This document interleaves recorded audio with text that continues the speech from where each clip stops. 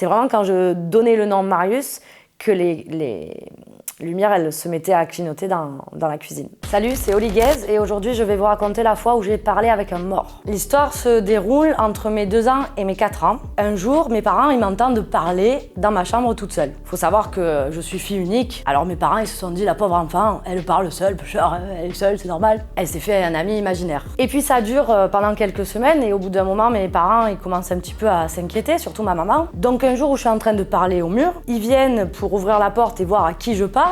Et en ouvrant la porte, ils voient qu'il n'y a absolument personne. Donc ma mère commence à me poser des questions, à savoir avec qui tu parles, Olivia. Et je lui réponds que je parle avec mon copain. Elle me pose des questions sur les détails, savoir comment est-ce qu'il est physiquement. Et je lui dis qu'il porte, ce petit garçon, une robe blanche et qu'il a des petits froufrous vers là. Et ça dure donc voilà, à peu près 2 ans. Qu'à mes 4 ans, je sais mieux m'exprimer, donc je lui raconte un peu plus en détail ce que j'ai vu, ce qu'on se disait avec ce petit garçon, les discussions, comment il était habillé plus en détail, tout ça. Et un jour, ça s'est arrêté, et quand ça s'est arrêté, ma maman, elle est montée voir ma grand-mère. Et le moment où ma mère dit à ma grand-mère comment ce petit garçon était habillé avec sa robe blanche et ses froufrous, elle reste stoïque, elle bouge plus. Et ma grand-mère répond, c'est comme ça qu'on a enterré Marius. C'est un petit garçon qui est mort dans cette maison, qui fait partie de notre famille. Mon arrière-grand-mère, donc la mère de cette grand-mère-là, avait eu un premier mari, un premier enfant. Ce premier enfant est mort malheureusement d'une maladie infantile en étant très petit. Elle l'avait appelé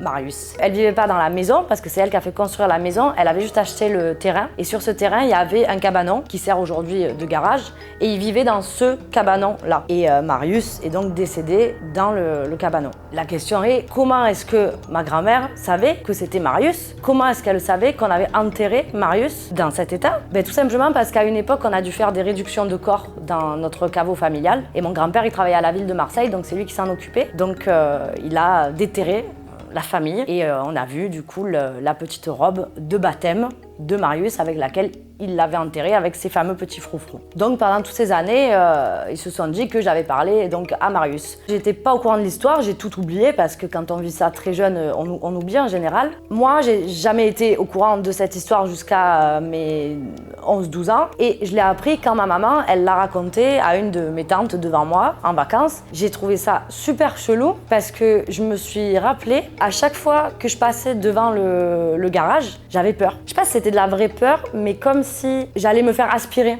par le garage et que j'allais plus pouvoir sortir de ce garage. Quand ma mère, elle raconte cette histoire du coup à ma tante, elle raconte aussi qu'à chaque fois que ma mère allait dans ce garage quand j'étais enfant et que j'étais accompagnée, que je l'accompagnais dans le garage, il se passait toujours quelque chose. C'est-à-dire que dès qu'on rentrait, la lumière elle s'allumait, elle s'éteignait, elle clignotait. Dès que je rentrais avec elle, il y avait des jouets qui nous tombaient dessus. Mon ancienne veilleuse qui se mettait en route et qui faisait la musique avec la lumière. Enfin, plein de petits détails comme ça. J'avais encore peur en fait de ce garage. Il me faisait toujours autant peur à l'âge de 12 ans.